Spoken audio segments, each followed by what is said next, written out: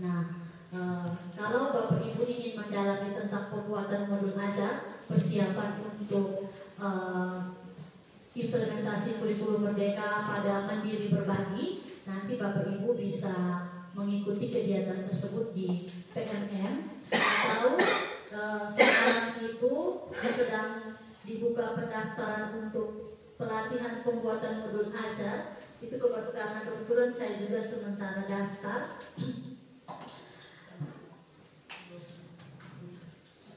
Itu kegiatannya nanti dari 10 Juni sampai 9 Agustus. Itu di Dikmendiksus. Nanti Bapak Ibu bisa masuk ke Dikmendiksus.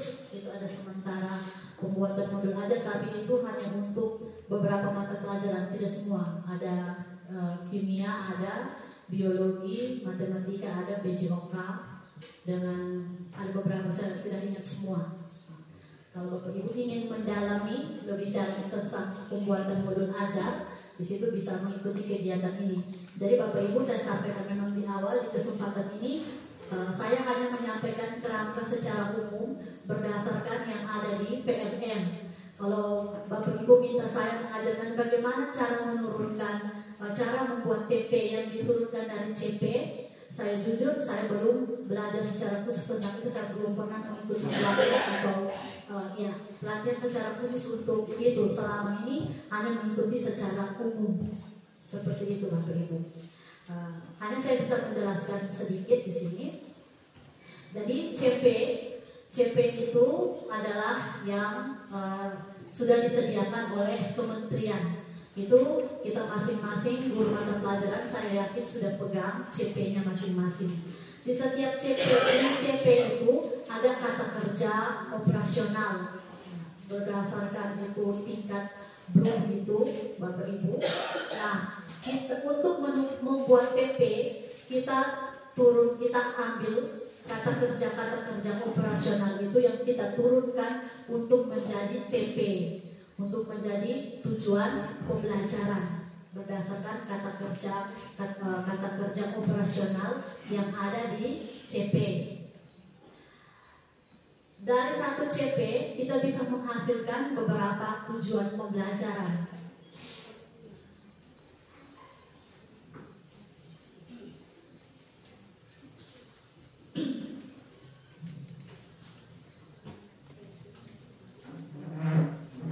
Ya, ini bahasa ini mata pelajaran apa yang saya kurang tahu.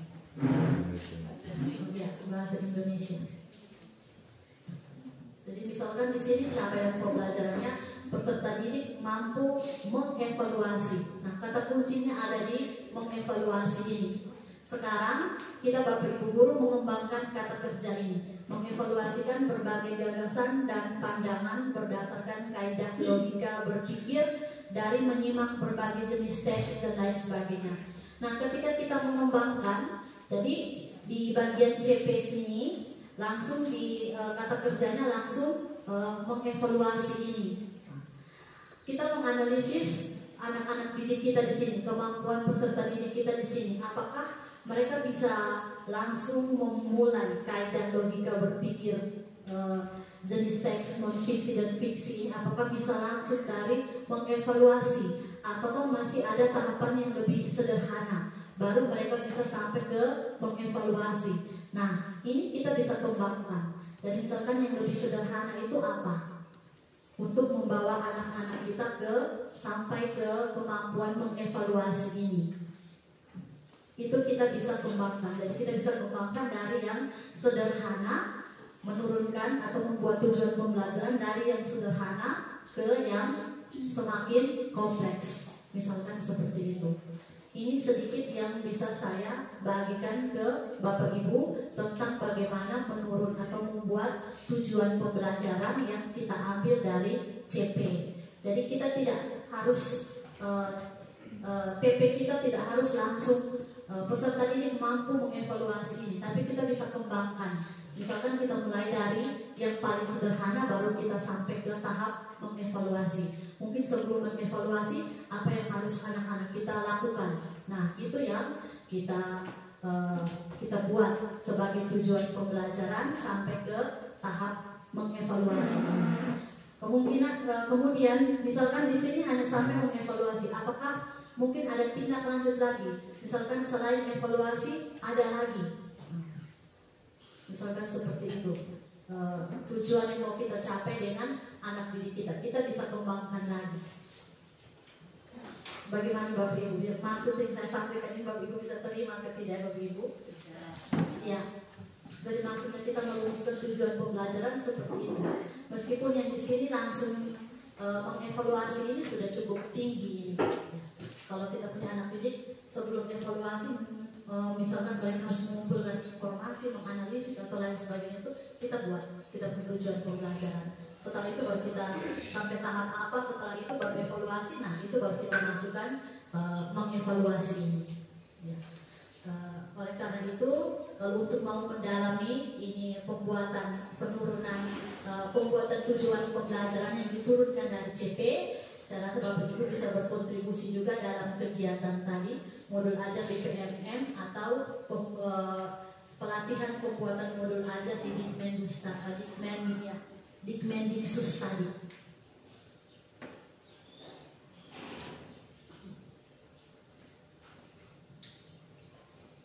Kemudian dari TP yang kita peroleh baru kita susun menjadi ATP.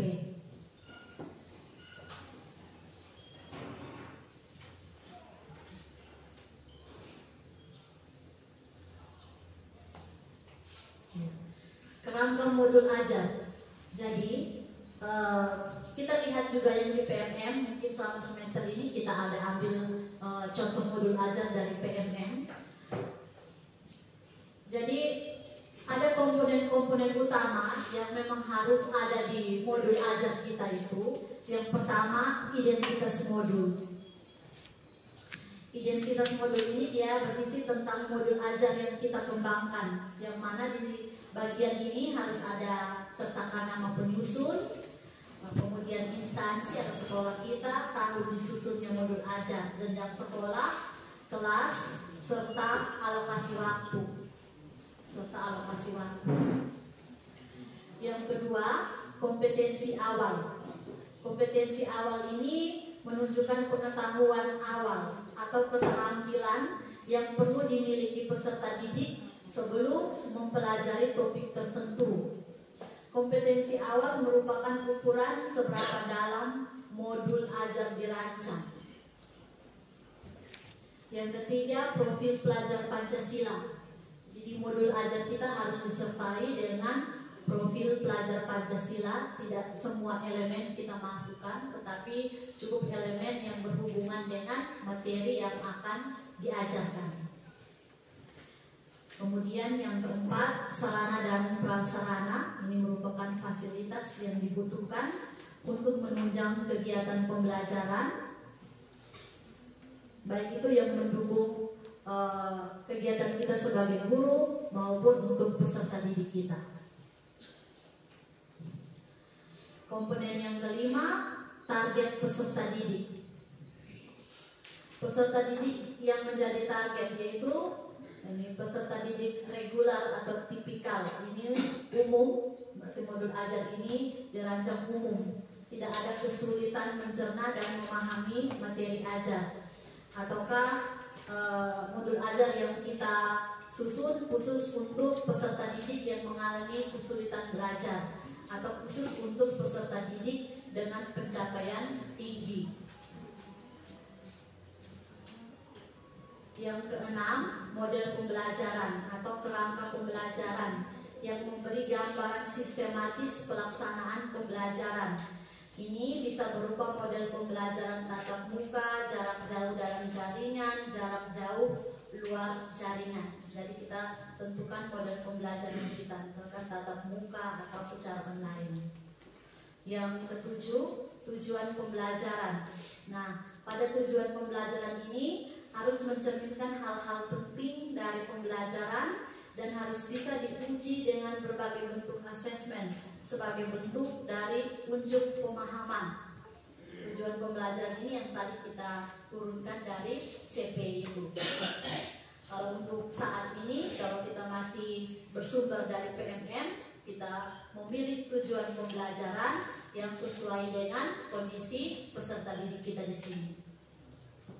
Atau mungkin modul yang menjadi sumber rujukan kita itu tujuan pembelajarannya tidak ada, tidak sesuai dengan peserta didik kita di sini, kita bisa menambahkan, mengurangi atau mengubah. Yang penting kita tetap berpatokan pada CP.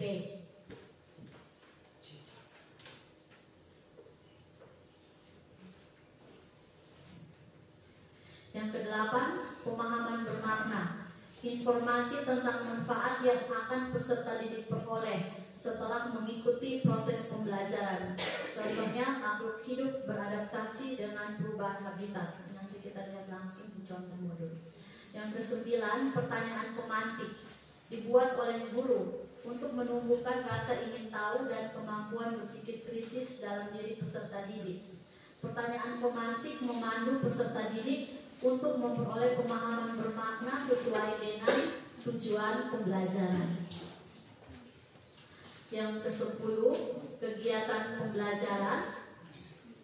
Kegiatan pembelajaran ini berisi urutan kegiatan pembelajaran inti dalam bentuk langkah-langkah kegiatan pembelajaran yang dituangkan secara konkret, disertakan opsi atau pembelajaran alternatif dan langkah untuk menyesuaikan dengan kebutuhan belajar peserta didik.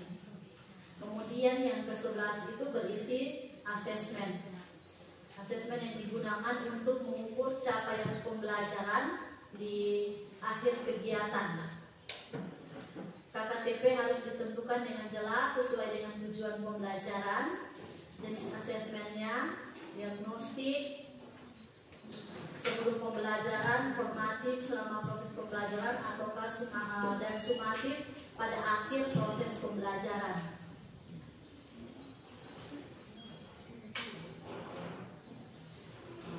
Ini adalah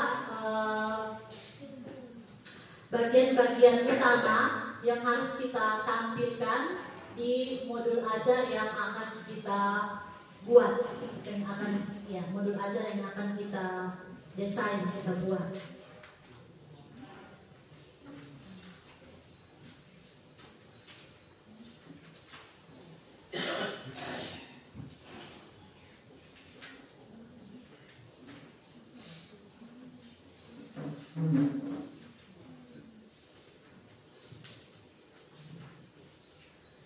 Ini contoh modul ajar kimia kelas 10. Ini tentang atom.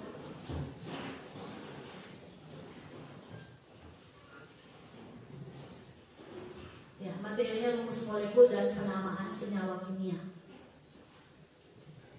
Jadi di sini ada informasi umum seperti tadi, ada fase, jenjang, kelas. Ini ada perkiraan siswa, tidak ada juga tidak apa-apa. Moda pembelajaran ada, kemudian alokasi waktu pembelajaran.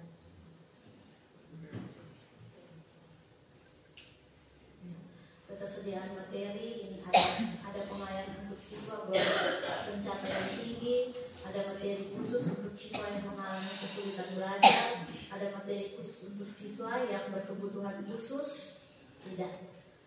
Kalau kecuali di sekolah kita ada penyandang disabilitas. Kemudian ada materi pengayaan alternatif menggunakan teknologi, ya. Profil pelajar Pancasila yang berhubungan dengan materi ini, di sini ada bernalar kritis, kemudian mandiri dan bergotong royong. Ini karena nanti dalam pembelajaran juga ada diskusi, sehingga anak-anak harus bekerja sama. Sarana dan prasarana, kemudian target peserta didik. Modul ini dapat digunakan oleh peserta didik reguler dan peserta didik yang mengalami kesulitan belajar. Sekolah dengan teknologi dan akses internet yang baik akan lebih diuntungkan dalam pembelajaran di modul ini. Namun tetap bisa digunakan pada sekolah yang tidak memiliki akses internet.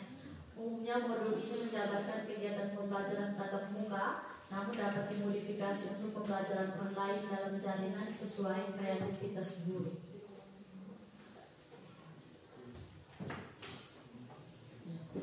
Metode atau model pembelajaran yang digunakan, Bapak Ibu guru sertakan. Kemudian tujuan pembelajaran.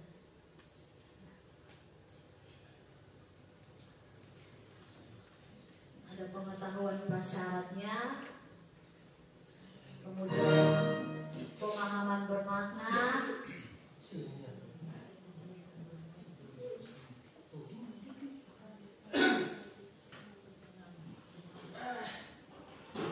kemudian masuk di pertanyaan pemantik.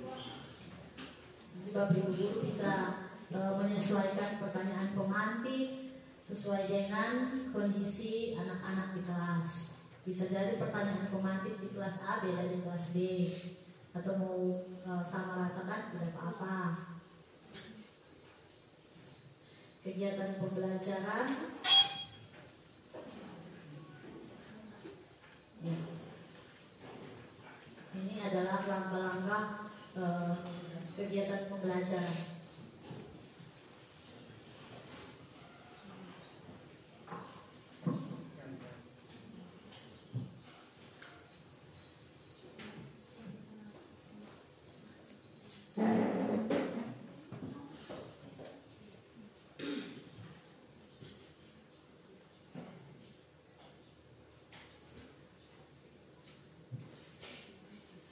Ya Bapak Ibu, satu modul aja hanya untuk satu kali pertemuan, tidak apa-apa. Nanti pertemuan berikutnya baru dilanjutkan lagi juga, tidak apa-apa.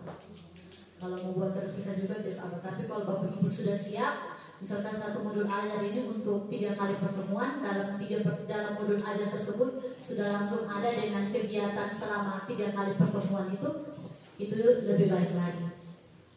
Berarti kita sudah benar-benar siap materi.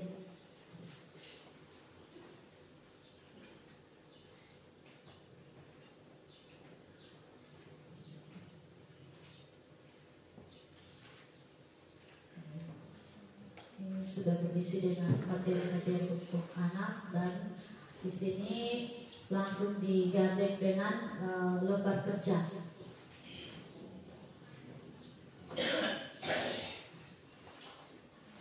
Untuk asesmen formatif, asesmen selama pembelajaran.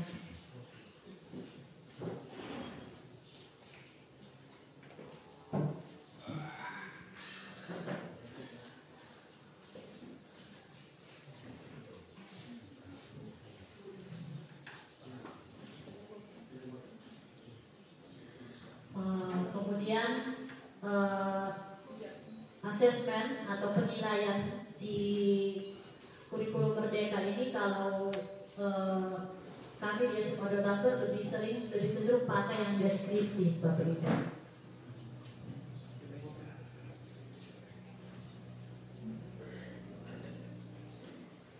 Tapi masing-masing kita bisa mengembangkan rubrik penilaian atau rubrik asesmen masing-masing sesuai dengan kebutuhan.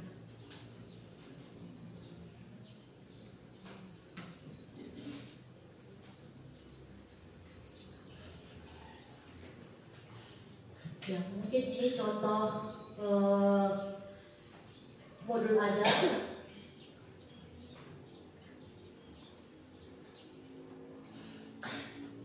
yang bisa saya bagikan di siang hari ini.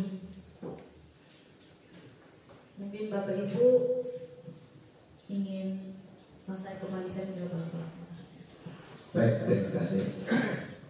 Terima kasih untuk Ibu yang sudah membawakan materi yang ketiga ini. Sekarang waktunya untuk kita tanya jawab. Untuk itu saya persilakan kepada Bapak Ibu guru ketika mengikuti ceramah tadi. Barangkali ada yang belum mengerti, ada yang masih kurang, ada yang belum merasa jelas untuk berdiri, silakan. Atau mau beri masukan atau usulan juga silakan. Jadi Bapak Ibu, komponen modul ajar yang saya sampaikan kurang lebih ada 11 komponen ini adalah modul ajar yang paling ideal sudah. Kalau mungkin Bapak Ibu menemukan di PMM ada yang tidak sama, misalkan hanya ada 10 atau 9, itu tidak apa Bapak Ibu. Tapi yang paling ideal komponen modul ajar itu mengandung 11 komponen ini.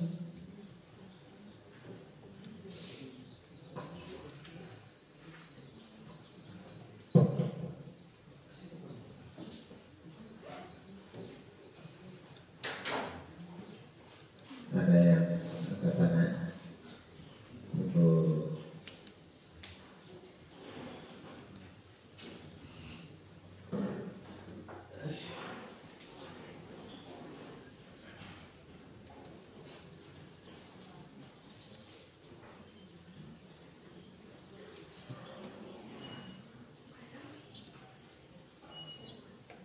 Atau sudah jelas semua?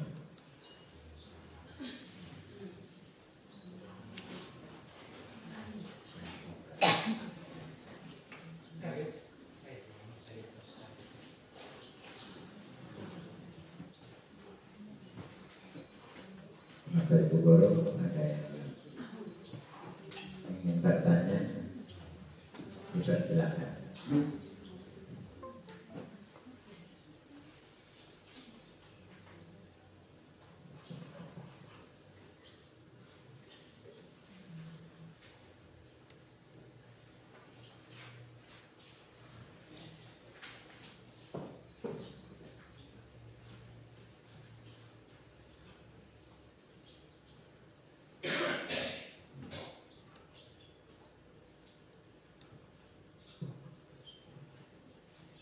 Ya, Ibu Andri, silakan.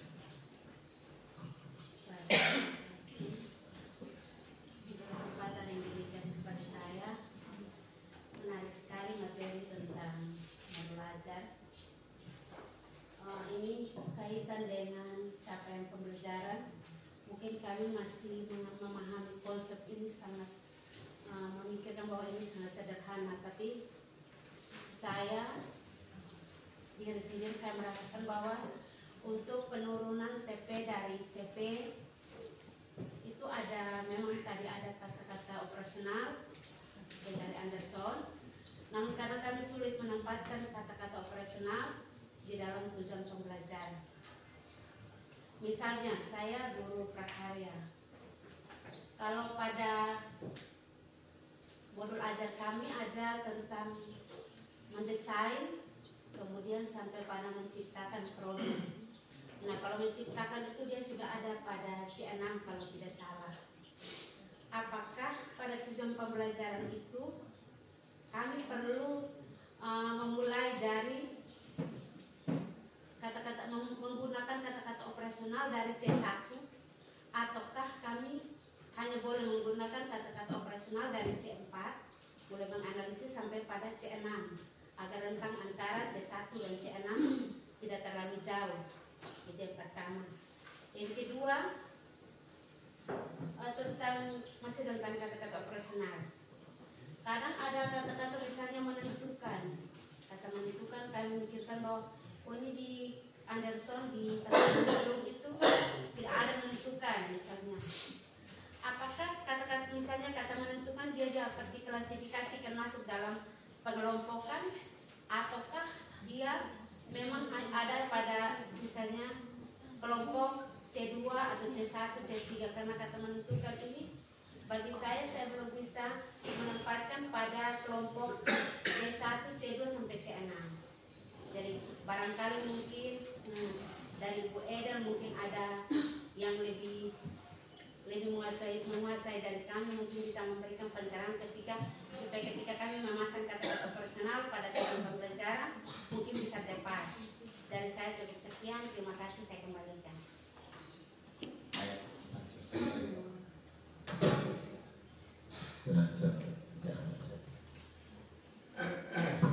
Baik, terima kasih banyak Ibu. Jadi kalau misalkan seperti yang saya jelaskan, misalkan kalau kita punya CP, kata kerja operasionalnya itu sudah langsung di level 6.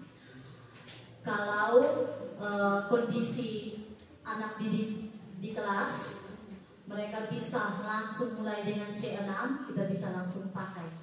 Tapi ketika kita menganalisis ternyata anak didik kita ini misalkan harus mulai dari C3 misalkan.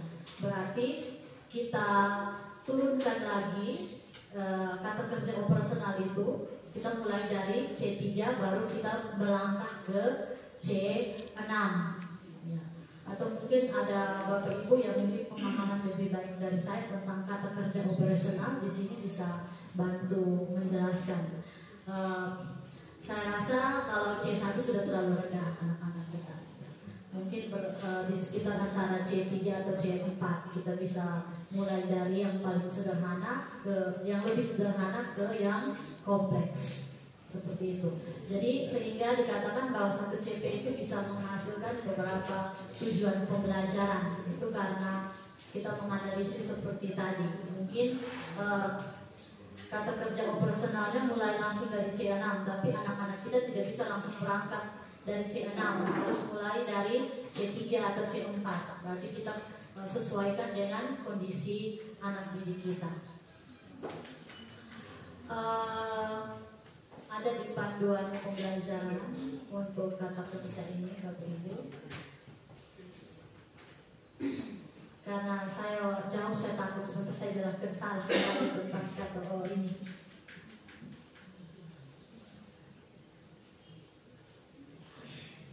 Baik, mungkin Bapak Ibu guru senior di sini yang mempunyai pengalaman bagus tentang KKO bisa ikut menjelaskan.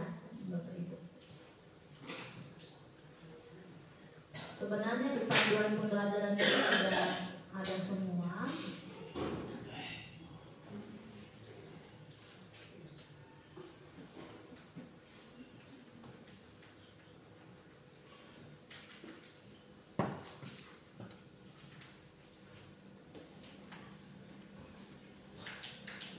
Ya, di sini Bapak Ibu bisa lihat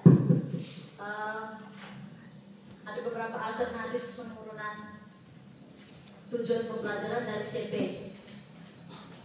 Merumuskan tujuan pembelajaran secara langsung berdasarkan CP, itu yang tadi saya maksud. Kemudian yang kedua, alternatif kedua, merumuskan tujuan pembelajaran dengan menganalisis kompetensi dan lingkup materi pada CP.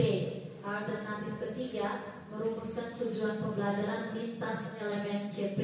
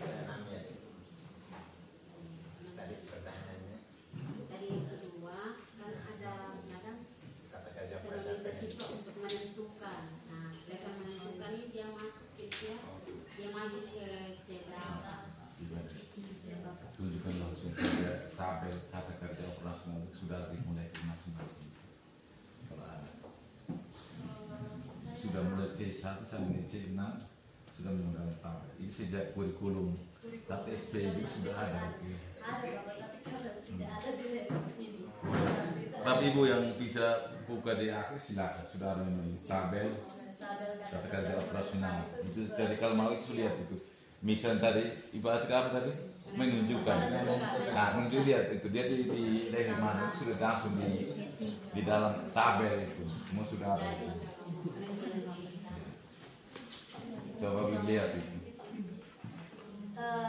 Kadang-kala ada yang sama di ada bisa misalkan ada yang di C3 tapi ada juga di C4. Iya.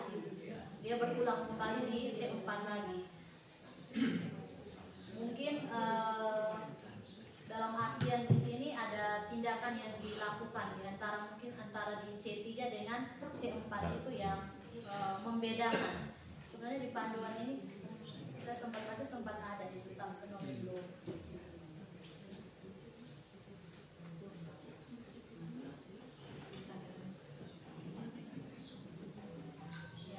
Mungkin nanti besok saya bisa bawa tentang taksonomi Bloom itu. Waktu itu saya pernah dapat waktu masih KPSB.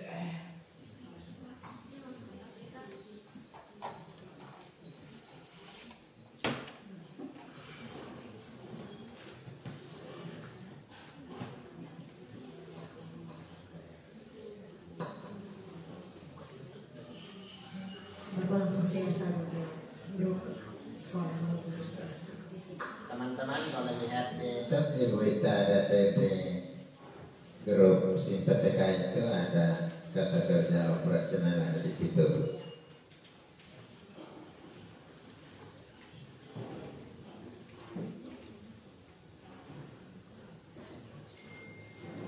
Baik, Bapak Ibu mungkin masih ada lagi diskusi lainnya atau share tentang modul ajar ini, saya persilakan.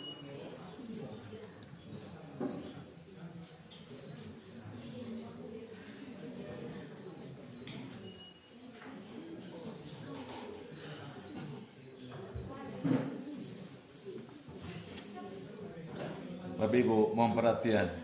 Mungkin pada saat Bapak Ibu susun modul ajar ya, ada rasa keganjilan itu. Silakan Bapak Ibu kita sharing. Ya, yang Bapak Ibu susun modul ajar itu ada kendala atau hal-hal yang kita belum mengerti, pada kesempatan mari kita sharing bersama, maksudnya itu Bapak Ibu.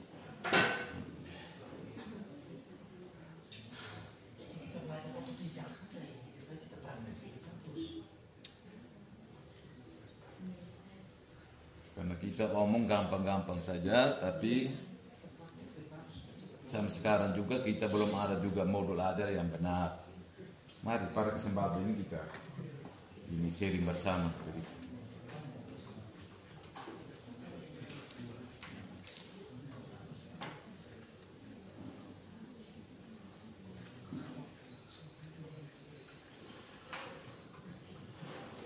Masih ada lagi? Oh ya, atas lagi. Terima kasih untuk kesempatan yang sudah diberikan. Ini saya tertarik sekali berkaitan dengan asesmen. Di situ ada beberapa jenis asesmen. Salah satunya adalah asesmen diagnosis. Nah, asesmen diagnosis ini bagaimana kita membedakannya dengan asesmen formatif, lalu kapan bisa kita laksanakan setelah selesai merancang asesmen diagnosis. Baik, terima kasih banyak Ibu. Asesmen diagnostik itu untuk mendiagnosa peserta didik kita. Kita bisa gunakan di awal pembelajaran atau sebelum pembelajaran dimulai. Kita mau mengecek kemampuan awal peserta didik kita untuk materi yang akan kita ajarkan, kita bisa lakukan asesmen diagnostik. Kalau asesmen formatif itu kita laksanakan dalam proses pembelajaran. Jadi misalkan habis 1 TP kita langsung adakan tes seperti itu. Itu masuk dalam kategori asesmen formatif. Jangan habis, kalau di akhir bisa masuk dalam sumatif. Jadi misalkan di tengah-tengah pembelajaran kita anak-anak diskusi, tidak ada penilaian, keaktifan dan lain sebagainya macam dan lainnya, itu bisa masuk dalam kategori asesmen formatif. Pokoknya asesmen formatif itu dilaksanakan bersamaan dengan proses pembelajaran. Itu yang dimaksudkan dengan asesmen formatif. Sedangkan asesmen sumatif itu di akhir pembelajaran, di akhir satu tujuan pembelajaran kita lakukan tes, itu bisa masuk dalam golongan asesmen sumatif. Atau beberapa tujuan pembelajaran dan kita gabung jadi satu tes, misalkan kita jadikan sebagai sumatif tengah semester, ya. Kita mau ya PTS itu kan misalkan sudah beberapa tujuan pembelajaran yang kita ajarkan, kemudian kita mau tes lagi kemampuan anak untuk tujuan-tujuan pembelajaran tersebut, itu bisa masuk dalam bagian sumatif, asesmen sumatif atau di akhir semester atau ulangan penilaian penilaian harian. Misalkan 1 CP sudah selesai, kita mau kasih penilaian untuk anak-anak, itu juga masuk dalam kategori sumatif. Ya. Jadi diagnostik itu untuk mengecek, biasanya digunakan di awal untuk mengecek kemampuan, salah satunya untuk mengecek kemampuan peserta didik ketika mau mengikuti suatu materi tertentu. Ya. Misalkan kita asesmen diagnostik untuk peserta didik kita di awal tahun pelajaran atau di awal semester. Jadi seperti itu Ibu.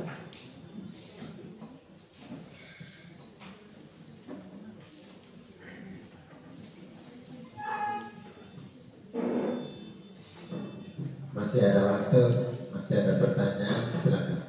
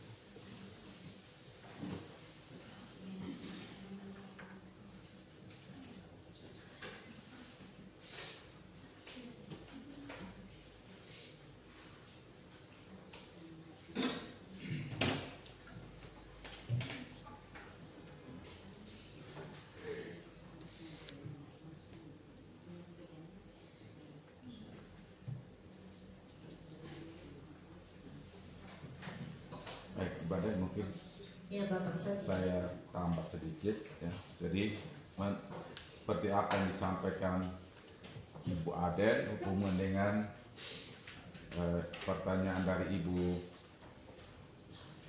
Marta tentang asesmen diagnostik. Seingat saya ya, misalnya kita mau tahu karakter Anda seterusnya, kita kasih misalnya satu angka, misalnya angka 3. Misalnya angka 3 ini boleh jadikan suatu atau menghasilkan suatu gambar. Ya, misalnya ya angka 3 saya jadikan misalnya gambar bebek. Nah, jadi maksudnya seperti apa untuk tahu, misalnya kita siapkan satu angka, misalnya angka 3, silakan bagi ibu atau anak-anak harus menghasilkan suatu gambar. Itu namanya termasuk dalam asesmen dia untuk kita tahu dia punya kemampuannya seperti apa. Ya, itu tambahan untuk saya kasih contoh. Terima kasih. Terima kasih banyak Bapak Kepala untuk penegasannya. Baik Bapak Ibu, sambil ini saya beri tambahan lagi di sini. Saya sudah ketemu bagian merumuskan tujuan pembelajaran. Jadi di sini taksonomi Bloom berguna dalam proses perumusan tujuan pembelajaran. Namun demikian, taksonomi Bloom ini telah direvisi seiring dengan perkembangan hasil penelitian. Anderson dan Caldwell mengembangkan taksonomi berdasarkan taksonomi Bloom dan dinilai lebih relevan untuk konteks belajar saat ini. Anderson dan Caldwell mengelompokkan kemampuan kognitif menjadi tahapan-tahapan berikut ini dengan urutan kemampuan seperti di sini Bapak Ibu. Level 1 ini mengingat, termasuk di dalamnya mengingat kembali informasi yang telah dipelajari, termasuk definisi, fakta-fakta, daftar urutan, atau menyebutkan kembali suatu materi yang pernah diajarkan kepadanya. Jadi mungkin kita tidak pakai C lagi, kita pakai level ini. Ya, kita pakai level, kita tidak pakai C lagi. Kemudian level 2 itu adalah bagian memahami. Di level 2 ini memahami ini termasuk di dalamnya menjelaskan ide atau konsep, seperti menjelaskan suatu konsep menggunakan kalimat sendiri, menginterpretasikan suatu informasi, menyimpulkan atau membuat parafrasa dari suatu bacaan. Level 3 itu mengaplikasikan, termasuk di dalamnya menggunakan konsep pengetahuan atau informasi yang telah dipelajari pada situasi berbeda dan relevan. Level 4 menganalisis. Pada level 4 ini termasuk dalam kemampuan ini adalah kemampuan memecahkan informasi menjadi beberapa bagian, kemampuan untuk mengeksplorasi hubungan atau korelasi atau membandingkan antara dua hal atau lebih, menentukan keterkaitan antar konsep atau mengorganisasikan beberapa ide dan atau konsep. Level 5 mengevaluasi, termasuk kemampuan untuk membuat keputusan, penilaian, mengajukan kritik dan rekomendasi yang sistematik. Dan yang terakhir, level tertinggi ini level 6, menciptakan, yaitu merangkaikan berbagai elemen menjadi suatu hal baru yang utuh melalui proses pencarian ide, evaluasi terhadap hal atau ide atau benda yang ada sehingga kreasi yang diciptakan menjadi salah satu solusi terhadap masalah yang ada. Termasuk di dalamnya adalah kemampuan memberikan nilai tambah terhadap suatu produk yang sudah ada. Jadi mungkin dengan menggunakan taksonomi Bloom yang tadi dari C1 sampai C6, kata-kata kerja operasional itu kita pindahkan ke level ini. Mungkin kemarin di taksonomi Bloom C1 itu kata kerja operasionalnya apa-apa saja, itu kita masukkan di level 1 ini, mengingat. Level 2 memahami, level 3 mengaplikasi, level 4 menganalisis, level 5 mengevaluasi, level 6 menciptakan. Jadi mungkin nanti kita lihat kita punya CP itu kata kerjanya langsung mulai dari level berapa. Kalau misalkan kita lihat, oh ternyata dia berada di level 5.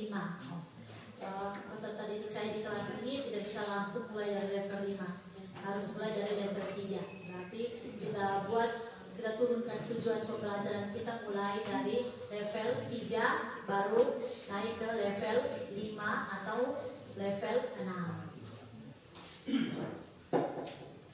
Kurang lebih seperti itu Bapak Ibu Guru untuk penurunan TP dari CP. Nanti TP-TP itu sudah kita peroleh, baru kita susun menjadi ATP, alur tujuan pembelajaran.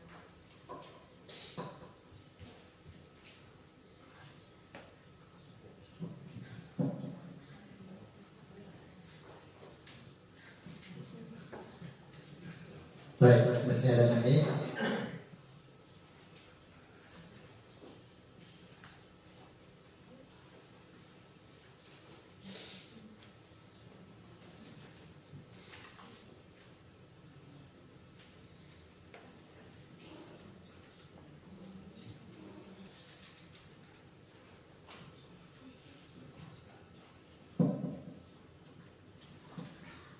Jadi kalau kita mau buat modul ajar, mungkin kita mulai dari komponen 11 komponen modul ajar yang tadi dulu kita isi itu dulu. Mungkin kita bisa buat untuk satu CP dengan beberapa tujuan pembelajaran sebagai latihan. Nanti baru kita kembangkan lagi untuk materi-materi yang lain. Kalau Bapak Ibu sudah mampu menghasilkan modul ajar sendiri, meskipun masih ambil rujukan modul ajar yang ada di PMM, tidak apa-apa. Tapi kalau sudah dimodifikasi, Bapak Ibu bisa unggah kembali di PMM ya Bapak Ibu, sebagai bukti karya itu, unggah kembali ke PNM. Kemudian kalau nanti misalkan di semester depan ada Bapak Ibu yang mengambil indikator pengelolaan kinerja di pembuatan modul ajar, itu saja salah 8 poin atau berapa itu bisa pakai kembali hasil kerja Bapak Ibu ini untuk diupload ulang lagi, itu bisa. Tapi dengan syarat harus ada harus sudah menyelesaikan topik pelatihan mandiri. Kalau tidak salah bagian proses pembelajaran itu sudah harus selesai sampai aksi nyata.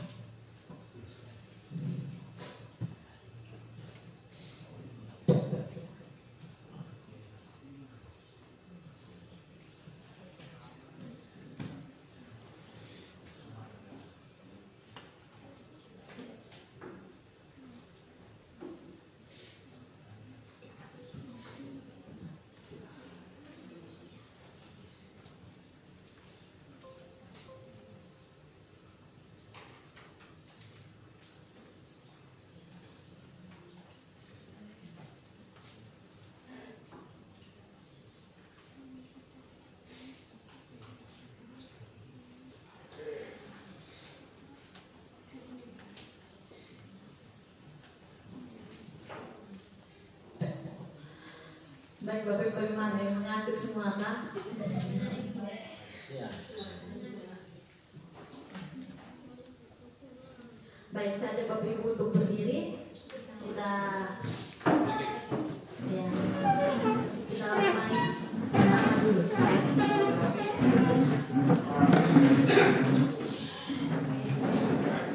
Mungkin di antara Bapak Ibu ada yang punya ice cream. Oh iya Ibu, mari Ibu. Baik.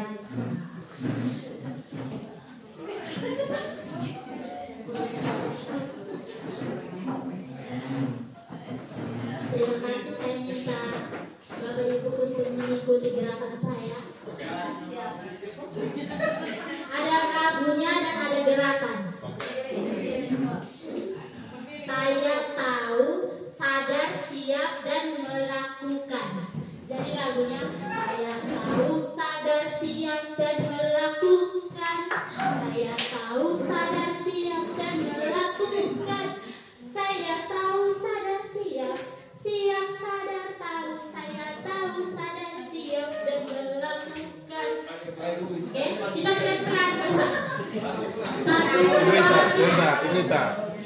Hendrik, itu dasar itu yang mana punya itu? Yang gerakan itu. Dan 15 komponen itu termasuk yang mana? Pendek. Yang kemana anak itu pendek?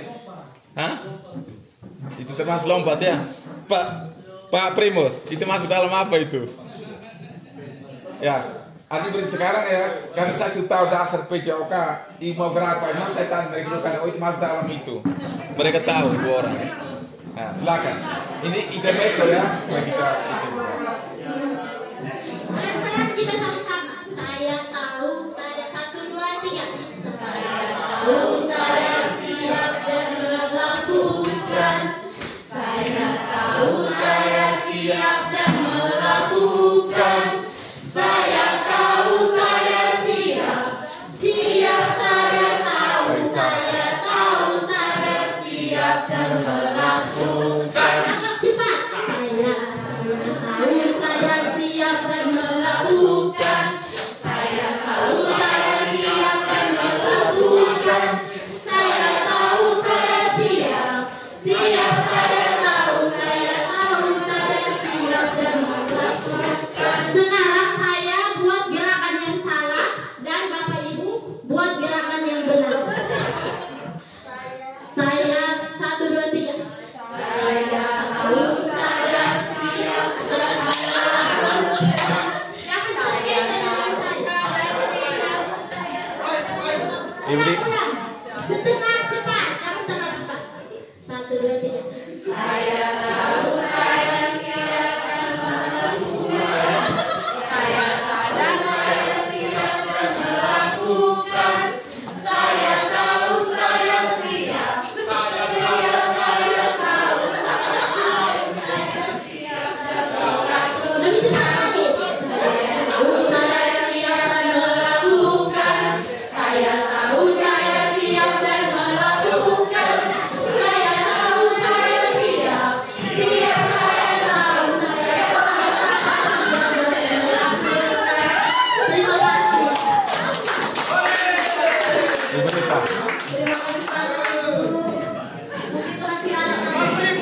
Pak Primus.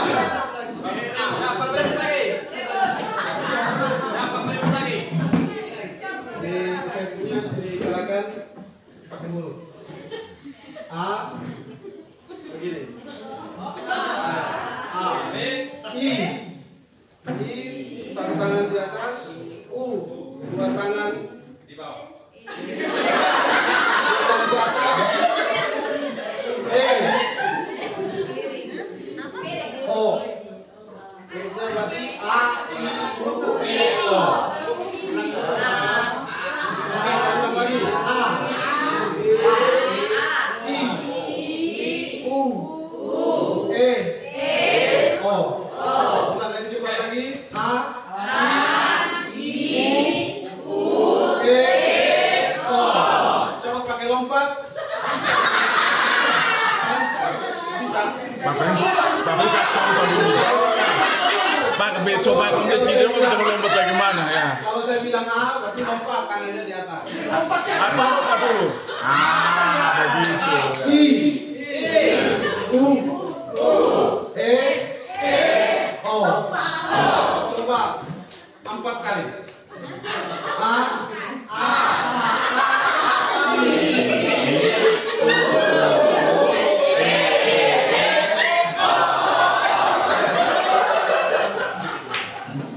Pak Primus, sebentar.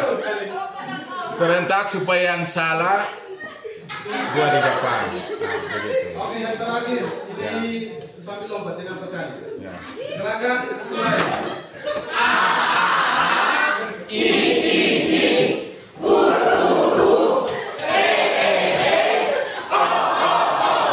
Ada yang salah Pak Primus? Yang salah ke depan. Ayo.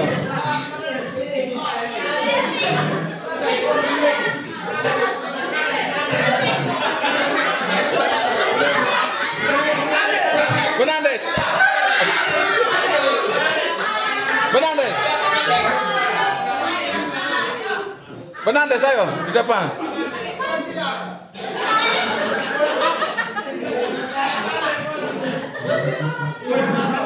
Baik, masih ada lagi yang mau menyumbangkan ice breathing? Tidak ada lagi pas. Yang dari bahasa Inggris mungkin. Ibu-ibu punya goyang pantat dicoba di depan.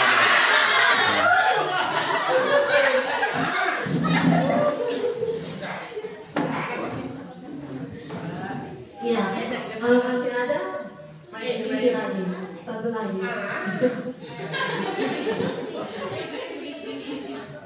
Ya, baik Bapak Ibu, semoga ice breaking 2 tadi sudah buat kita mata terang kembali karena tadi dari depan sini kelihatan sekali. Nah, baik Bapak Ibu, itu untuk modul ajar. Mungkin ada Bapak Ibu yang mau kita sharing pengalaman di sini, mungkin ada kendala atau Bapak Ibu pernah ikut kegiatan di luar untuk kumpul sertifikat, mungkin ada pengetahuan tambahan yang tidak saya sampaikan, Bapak Ibu bisa berbagi saat ini.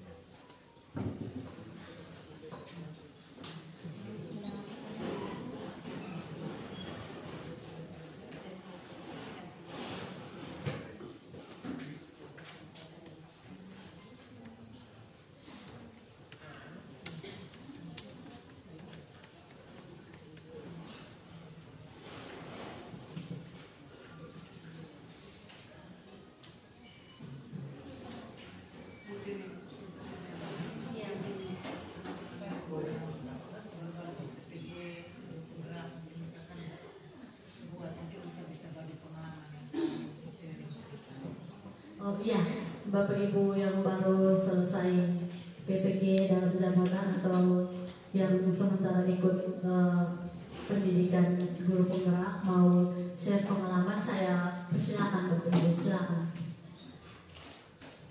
Untuk Bapak Ibu PPG dalam jabatan pasti modul aja ada sedikit pengalaman tentang modul aja, itu pasti. Mungkin mau berbagi, menambahkan atau mungkin yang saya sampaikan untuk sesuai mau menyampaikan lagi, silakan Bapak Ibu.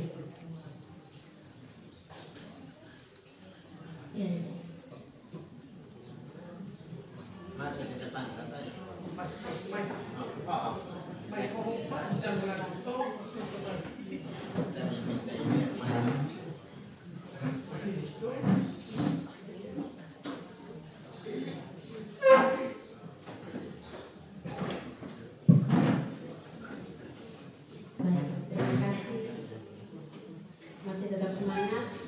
Masih. Kayak gini saya sekedar berbagi apa yang kami dapat dari luar. Kebetulan saya ikut PPG gelombang kedua di tahun 2023.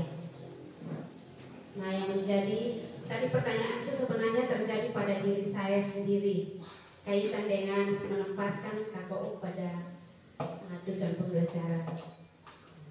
Karena kemarin sebelum mengikuti PPG itu konsep saya ketika disuruh membuat perangkat, saya copy paste dari internet. Jadi apa yang ada di internet saya copy paste, pasang punya nama, kadang lupa di situ Bogor, saya lupa hapus kata Bogor. Itu bagian dari pengalaman saya. Nah, ketika di PPG kami dituntut untuk bisa membuat modul ajar.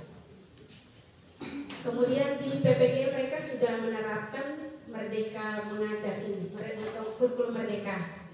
Yang saya bawa ke sana masih kurikulum 13. Yang menjadi kendala saya yang pertama, ketika saya membuat perangkat selalu salah.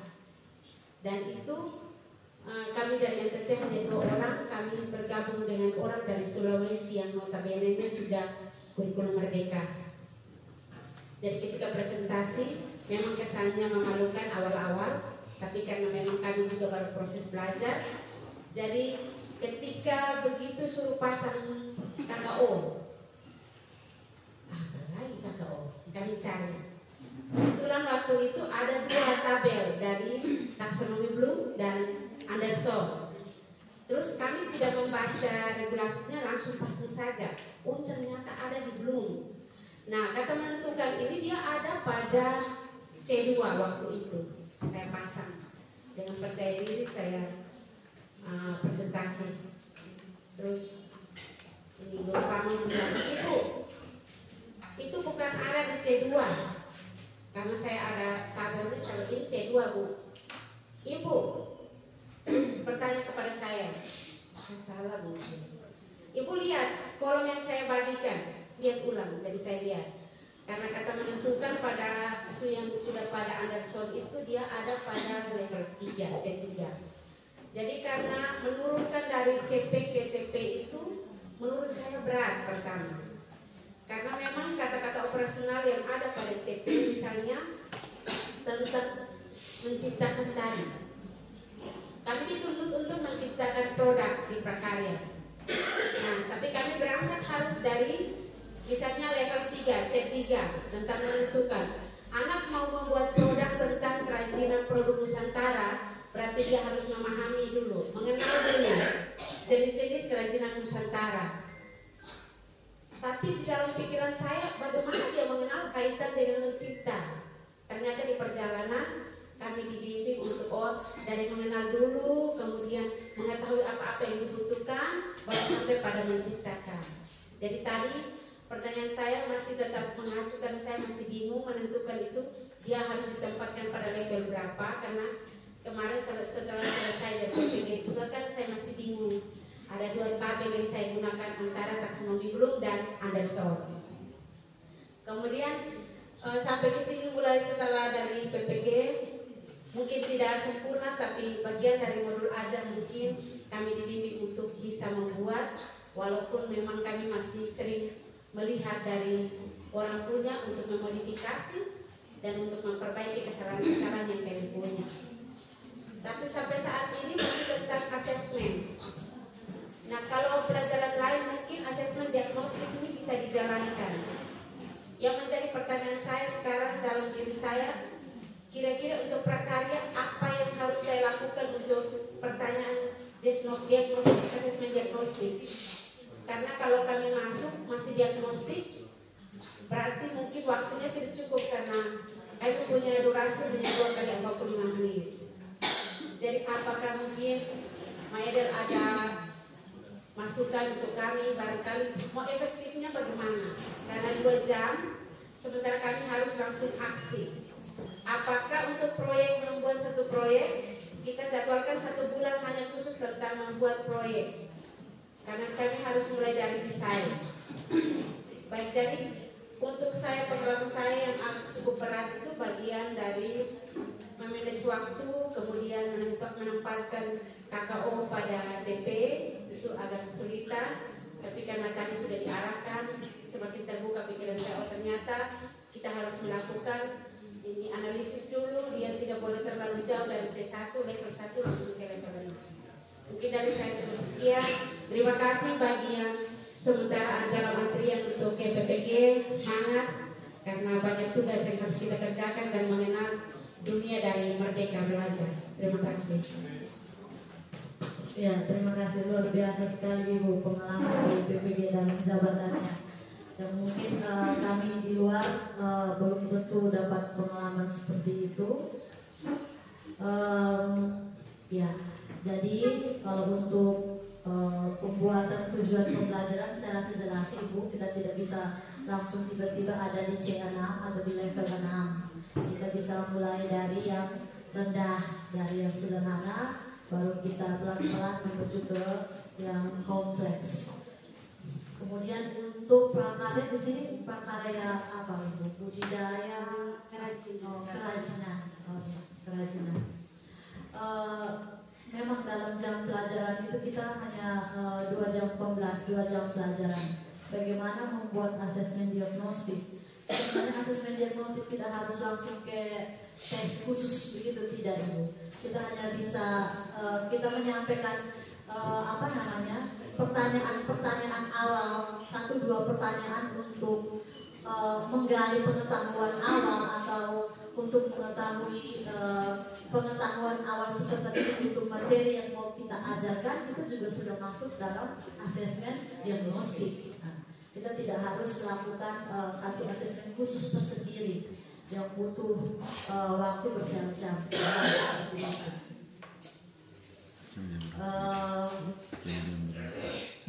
Kemudian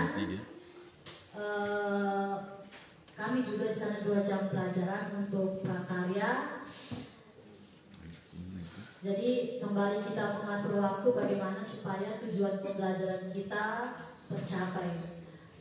Jadi mungkin teori di dalam kelas, mungkin setelah pembelajaran anak-anak bisa lanjutkan untuk membuat proyeknya. Mungkin kita harus tetap mendampingi, mengikuti anak-anak. Mungkin kita bisa sempatkan di waktu, misalkan ada jam pelajaran yang mungkin Bapak Ibu guru berhalangan dan tidak bisa mengisi, mungkin kita bisa ambil waktu tersebut untuk bersama anak-anak. Ya. Baik, terima kasih banyak Ibu. Mungkin masih ada Bapak Ibu lain yang ingin share pengalaman. Saya persilakan. Masih ke mana? Ibu calon guru penggerak anggaran 10.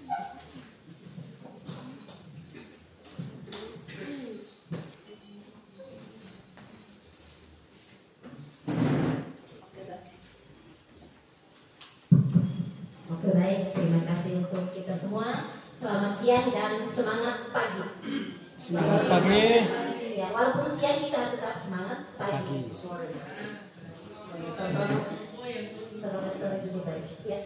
Untuk jadi dari pengalaman PPG, kalau waktu saya PPG sama-sama dengan Ibu Atri, di situ untuk modul ajar kami dari dosen itu mereka terserah dari kami. Nah itu untuk kami. Jadi apa yang kami buat sudah seperti itu. Itu untuk PPG. Kemudian tadi sebenarnya saya mau tanya di grup penggerak, jadi kebetulan sekarang mungkin di BNK sudah lewat, kami sudah masuk sampai di modul 1.4 yaitu tentang disiplin positif. Bagaimana kita punya sekolah, budaya-budaya positif yang ada di sekolah itu seperti apa. Kami baru sampai di situ. Kemudian di modul 1.1 itu kami mengkaji tentang filosofi pemikiran Ki Hajar Dewantara. Di situ dijelaskan dari bagaimana tujuan dari pendidikan Indonesia itu, kemudian apa tujuan dari kita guru, ya kita baik sebagai seorang guru atau seorang pendidik. Jadi di situ dalam pemikiran Ki Hajar Dewantara itu salah satunya itu adalah kita harus membuat pembelajaran yang lebih berpihak pada murid. Nah, untuk bisa membuat pembelajaran yang lebih berpihak pada murid ini salah satunya itu adalah dengan melakukan asesmen diagnostik. Jadi asesmen diagnostik ini kan dilakukan untuk bisa kita mengetahui gaya belajar dari siswa, kemudian mengetahui minat, bakat dan kebutuhan untuk peserta didik itu. Jadi di sini Ibu Eda mungkin punya pengalaman, karena saya juga kebetulan kami tidak disampaikan apa model dari asesmen diagnostik untuk mengetahui gaya belajar itu bagaimana. Jadi ini juga masih mengalami menjadi hambatan dan kendala bagi saya. Mungkin Ibu Eda punya pengalaman atau apa bisa kita pada kami. Sekian dan terima kasih. Baik, terima kasih banyak Ibu In. Asesmen diagnostik untuk menentukan gaya belajar itu kan sudah laksanakan di sekolah di setiap awal tahun pembelajaran, karena salah satu roh dari kurikulum Merdeka adalah pembelajaran berdiferensiasi. Untuk bisa menjalankan pembelajaran diferensiasi tentunya kita harus tahu bakat, minat, gaya belajar, termasuk gaya belajar atau kebutuhan peserta didik kita masing-masing. Nah, asesmen diagnostik gaya untuk menentukan gaya belajar ini kami ada pertanyaan-pertanyaan tersendiri, ada beberapa pertanyaan yang nanti diberikan kepada anak-anak, itu dalam bentuk Google Form saja. Nanti diberikan ke anak-anak, kemudian anak-anak akan memilih, dan nanti dari hasil pilihan anak itu sudah diarahkan memang, oh anak ini gaya belajarnya kinestetik atau audio atau visual atau audio visual atau audio kinestetik, itu sudah ada memang. Dan waktu itu saya jelaskan seperti ini kepada konsep operator itu, dan dia paham, kemudian langsung buat seperti itu, dan saya sudah terima aplikasi dalam bentuk jadi. Mungkin nanti saya bisa share linknya ke Bapak Niko bisa lihat pertanyaan-pertanyaan itu. Nanti mentahnya saya kembali ke sekolah, saya pendekatan dengan operator untuk saya minta, nanti saya share. Mungkin seperti itu untuk asesmen diagnostik khusus untuk gaya belajar.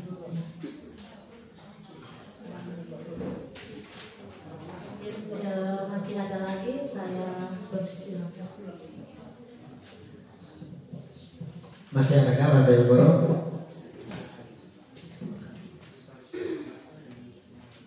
Baik, kalau tidak ada lagi maka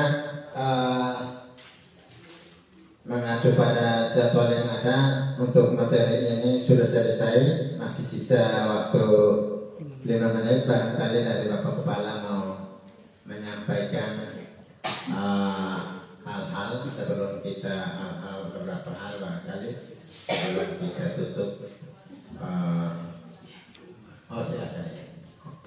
Baik, sebelum kita menutup, kita tutup kegiatan kita sore ini. Tadi Ibu In ada sampaikan bahwa ada pembelajaran guru penggerak Ibu In sudah sampai di modul 1.4. Mungkin Ibu In adalah CGP pertama, Bapak minta maaf untuk SMA 1 Tasra. Ya, di sini saya minta Bapak Ibu semua untuk mendukung Ibu In, karena nanti dalam penerapan modul-modul yang dipelajari itu ada namanya aksi nyata, dan itu nanti ada di aksi nyata modul 1.4 ini Ibu In harus melakukan pengimbasan materi disiplin positif terhadap Bapak Ibu guru. Nanti dokumentasinya yang akan Ibu In unggah ke Ibu In punya LMS untuk dinilai, untuk Ibu In punya nilai. Jadi di sini nanti saya minta Bapak Ibu berikan ruang kepada Ibu In untuk melakukan pengimbasan itu. Jadi nanti ada di modul 1.4, modul 2.3 dan modul 3.3 itu pengimbasan seperti saat ini Ibu In duduk di depan dan menyampaikan materi, kita yang lain mendengarkan kemudian kita aplikasikan di kelas, seperti itu.